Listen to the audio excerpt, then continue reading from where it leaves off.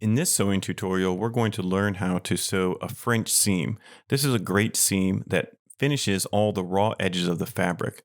To start this seam, we're going to go ahead and place the wrong sides of the fabric together. This is different than the plain seam where the right sides of the fabric are together. Then we're going to stitch a 3/8 inch seam allowance. That's between the quarter mark and the half-inch mark.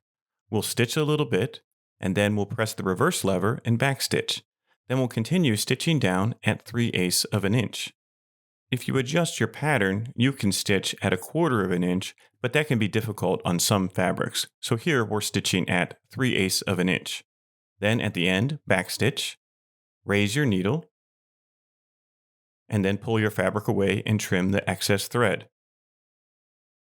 Now what we need to do is trim close to the edge of our stitching. So we'll trim 1/4 inch away from the stitching.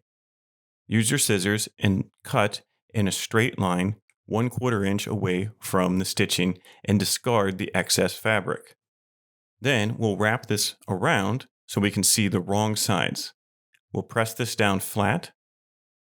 Now that we have it folded under and we can feel the edge of the seam, we'll go ahead and place it under the presser foot. You can see here that this will encase the raw edges of the fabric. Feel with your finger and then make sure your needle is to one side of that. It should be approximately 3/8 of an inch. Go ahead and begin stitching. Stitch a little bit, then reverse to back stitch to lock the stitching in place. And then make sure that you go as close as possible to those cut edges.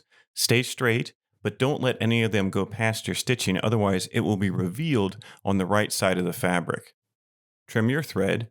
And now when we fold this open, we can see we have a nice finished seam on this side, and then all of the raw edges of the fabric are encased and they won't unravel.